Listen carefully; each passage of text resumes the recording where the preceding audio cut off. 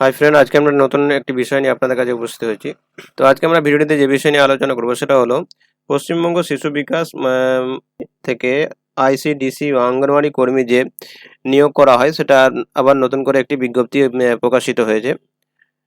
তো এই বিজ্ঞপ্তিটি কেবলমাত্র বাঁকুড়া জেলা 1 নম্বর সুসংহত শিশু বিকাশ সেবা প্রকল্পের আন্ডারে। তো যারা ভাবো যে তাদের অঙ্গনওয়াড়ি সহায়িকা পদের জন্য নিয়োগের বিজ্ঞপ্তি জারি করা হয়েছে। তো আজকে এই বিষয় নিয়ে আমরা সম্পূর্ণ আলোচনা করব। তো যদি আপনারা আমাদের চ্যানেলে নতুন হয়ে থাকেন তাহলে আমাদের চ্যানেলটি সাবস্ক্রাইব করবেন এবং ভিডিওটি যদি ভালো লাগে তাহলে আমাদের ভিডিওটি শেয়ার করবেন। তো সর্বপ্রথম দেখে নিই আমরা যে নোটিশে কি কি বলা হয়েছে এবং কারা কারা আবেদন করতে পারবে এবং মাসিক বেতন কত টাকা হবে, সম্পূর্ণ তথ্য আমরা ভিডিও দেখব। তো দেখুন, পশ্চিমবঙ্গ আমরা যে অফিসিয়াল নোটিশ, যেটা হচ্ছে আপনার বাঁকুড়া জেলার যে অফিসিয়াল ওয়েবসাইট আছে সেই ওয়েবসাইট থেকে আমরা এই নোটিশটি পেয়েছি। তো আমরা এখানে দেখুন, পশ্চিমবঙ্গ সরকার শিশু বিকাশ প্রকল্প অধিকারিকের করণ বাঁকুড়া 1 নম্বর সুসংহত শিশু বিকাশ সেবা প্রকল্প, ফুয়াবাগান, বাঁকুড়া। এখান থেকে নোটিশটি জারি করা হয়েছে 18/7/2024 সালে।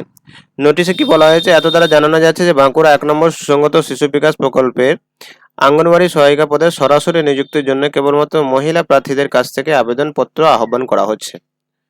তো যারা বাঁকুড়া জেলার মহিলারা আছেন, তারা আঙ্গনওয়াড়ি পদে যারা আবেদন করার জন্য ইচ্ছুক, তারা 1 নম্বর পঞ্চায়েতের অন্তর্গত যারা রয়েছেন তারা এই ফর্মটি ফিল আপ করতে পারবেন। আঙ্গনওয়াড়ি সহায়িকা পদে নিযুক্ত বাঁকুড়া 1 নম্বর পঞ্চায়েত সমিতির অন্তর্গত নিম্নলিখিত গ্রাম পঞ্চায়েত সমূহের স্থায়ী বাসিন্দা কেবলমাত্র মহিলা এমন প্রার্থী কেবলমাত্র তাদের নিজ গ্রামের পঞ্চায়েতের শূন্য পদের নিম্নলিখিত শর্তে আবেদন করতে পারবে। তো নিজ গ্রামের এবং নিজ অঞ্চলের অন্তর্গত যারা আছেন তারা এই ফর্মটি ফিল আপ করতে পারবেন। তো এখানে দেখুন, এরপরে যেটা বলা হয়েছে, এই কাজে নিযুক্ত ব্যক্তি কোনো মতেই সরকারি কর্মী হিসেবে গণ্য হবেন না। তো যারা এই ফর্মটি ফিল আপ করবেন তারা সরকারি কর্মী হিসেবে গণ্য হবেন না, যেটা এখানে ইন্ডিকেট করে দেওয়া হয়েছে। আঙ্গনওয়াড়ি সহায়িকা সরকার অনুমোদিত হারে প্রতি মাসে সম্মানিত ভাতা সহ অতিরিক্ত ভাতা প্রদান করা হবে। আঙ্গনওয়াড়ি সহায়িকা সম্মানিত ভাতার পরিমাণ হচ্ছে মাসিক 2250 টাকা। তো যারা এই ফর্মটি আবেদন করবেন, বাঁকুড়া জেলার অন্তর্গত যারা রয়েছেন, তারা 2250 টাকা মাসিক ভাতা পাবেন এবং অতিরিক্ত ভাতার পরিমাণ হচ্ছে 4550 টাকা। তো যারা এই ফর্মটি আবেদন করতে ইচ্ছুক তাদেরকে মাসিক সম্মানিত ভাতা হিসেবে 2250 টাকা দেওয়া হবে এবং অতিরিক্ত ভাতার পরিমাণ মাসিক 4550 টাকা। প্রার্থীকে অবশ্যই ভারতীয় নাগরিক হতে হবে। সম্পূর্ণ নিয়োগ প্রক্রিয়া পশ্চিমবঙ্গ সরকারের নারী ও শিশু উন্নয়ন সমাজ কল্যাণ দপ্তর থেকে বিভিন্ন সময়ে প্রকাশিত নিয়োগ সম্পর্কে নির্দেশ সম্পাদন করা হবে। তো যারা এই ফর্মটি আবেদন করতে চাইছেন তারা হচ্ছে 2250 টাকা ভাতা প্লাস আপনার 4550 টাকা, অর্থাৎ 5 4 2 6, এই 6750 টাকা প্রতি মাসে আপনারা বেতন পাবেন।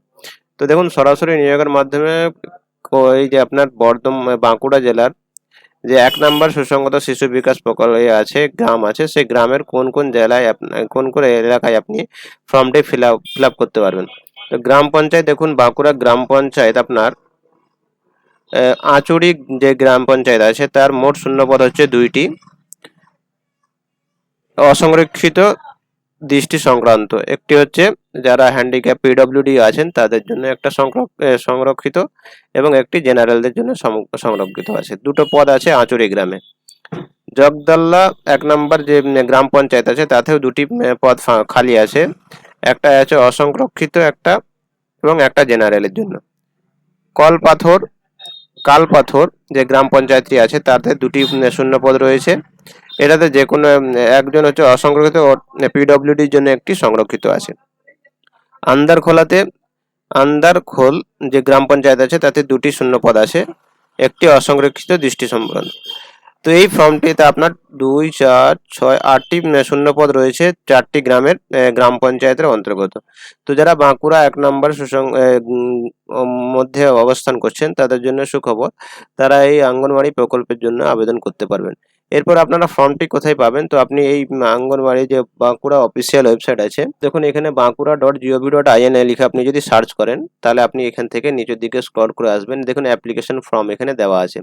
তো এই অ্যাপ্লিকেশন ফর্মটা আপনার এখান থেকে ডাউনলোড করে নিতে পারবেন, অথবা আপনি আপনার গ্রাম পঞ্চায়েত থেকে এই ফর্মটি পেয়ে যাবেন। তো এখানে বলে দেওয়া হয়েছে যে জেরক্স কপি এখান থেকে আপনি যদি সংরক্ষণ করেন, ডাউনলোড করেন, তাহলে আপনার এটা বৈধ হবে না। তো এই যে আপনার যে গ্রাম পঞ্চায়েতগুলো আপনার এখানে 4টি যে গ্রাম পঞ্চায়েত আছে, সেই গ্রাম পঞ্চায়েতে আপনি গেলে আপনাকে ফর্মগুলো দিয়ে দেওয়া হবে। তো অরিজিনাল কপি আপনাকে গ্রাম পঞ্চায়েত থেকে যে ফর্মটি দেবে সেই ফর্মটি আপনার কার্যকর হবে। এখান থেকে যদি আপনি ডাউনলোড করে নেন তাহলে আপনার এই ফর্মটি বাতিল হয়ে যাবে। তো দেখুন, সর্বপ্রথম আমরা ফর্মটি কিভাবে আপনারা ফিল আপ করবেন, হাতে এই ফর্মটি ফিল আপ করতে হবে। তো আপনার কারণ হইতে প্রকাশিত বিজ্ঞপ্তি, যে বিজ্ঞপ্তির তারিখটা দেওয়া আছে এখানে দেখুন, বিজ্ঞপ্তির তারিখ 18/7/2024 আপনি এখানে বসিয়ে দেবেন। তো 18/7/2024 এবং অনুযায়ী যেটা আছে আপনি এটাকে এখানে তারিখটা বসিয়ে দেবেন এবং এখানে আপনার নাম দিয়ে দেবেন। দ্বিতীয় নম্বরে 2 নম্বরে আপনার পিতার নাম বা স্বামীর নামটা আপনাকে এখানে দিতে হবে। আপনার 3 নম্বরে আপনার পূর্ণস্থায়ী ঠিকানা যেটা আছে, সেই অঞ্চলের অন্তর্গত যে ঠিকানা আপনি যেখানে বসবাস করছেন তার ঠিকানাটা সম্পূর্ণ দেবেন এবং আপনার ফোন নাম্বারটা দেবেন যেটা আপনার বর্তমানে চালু আছে। 4 নাম্বার আপনার বর্তমান ঠিকানা। 5 নম্বরে গ্রাম পঞ্চায়েত বা ওয়ার্ডের নাম আপনাকে দিতে হবে। জন্ম তারিখ, আপনার যে সার্টিফিকেট আছে সেই সার্টিফিকেট অনুযায়ী যে জন্ম তারিখটা আপনার আছে সেটা আপনি এখানে বস করিয়ে দেবেন। এরপর শিক্ষকতা যোগ্যতা আপনার কতদূর আপনি পাস করেছেন সেই আপনার পড়াশোনার যোগ্যতা আপনাকে এখানে দিতে হবে। এবার নাগরিকত্বের প্রমাণ, সেটা হচ্ছে আপনার ভোটার কার্ড, আধার কার্ড, পাসপোর্ট, রেশন কার্ড, যে কোনো একটা আপনাকে এখানে, যদি আধার কার্ড জমা দেন তাহলে আপনাকে এখানে আধার কার্ডের নাম্বারটা বস করিয়ে দিতে হবে।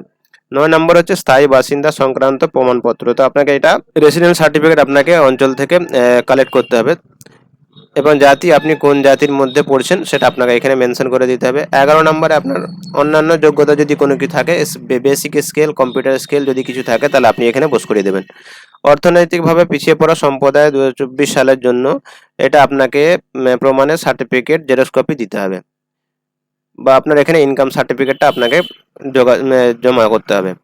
এরপর আপনাকে এখানে সই, বিজ্ঞপ্তির তারিখ এবং ডেটটা আপনাকে বসিয়ে দিবেন।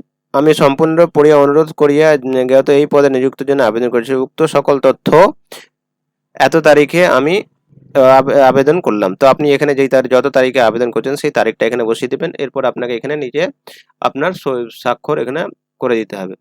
স্বাক্ষর করে আপনি এইটাই গ্রাম পঞ্চায়েতের যে গ্রাম পঞ্চায়েতে আপনি বসবাস করছেন সেই গ্রাম পঞ্চায়েতের প্রধানের কাছে জমা করবেন। তো এভাবে আপনি আঙ্গনওয়াড়ি পদের জন্য আবেদন করতে পারবেন এবং আবেদনে বাঁকুড়া যে 1 নম্বর সুসংগত গ্রাম আছে, সেই গ্রামে আপনার 4টি গ্রাম পঞ্চায়েত আছে। সেই 4টি গ্রাম পঞ্চায়েতে মোট 8টি আঙ্গনওয়াড়ি পদের জন্য শূন্য পদ রয়েছে। সেই শূন্য পদে আপনারা আবেদন করতে পারবেন। তো যদি আমাদের দেখুন, আমরা সম্পূর্ণ তথ্য নোটিশ অনুযায়ী আমরা ভিডিওটিতে দেখিয়ে দিয়েছি। তো আমাদের ভিডিওটি যদি ভালো লাগে তাহলে আমাদের ভিডিওটি শেয়ার এবং লাইক করবেন এবং আমাদের চ্যানেলে নতুন হয়ে থাকলে সাবস্ক্রাইব করবেন। এই ধরনের নতুন নতুন তথ্য পাওয়ার জন্য আমাদের চ্যানেলটি সাবস্ক্রাইব করে রাখবেন। যখন আমরা এই ধরনের তথ্য আমরা আমাদের চ্যানেলে আপলোড করব তখন আপনাদের কাছে নোটিফিকেশন হিসেবে চলে যাবে।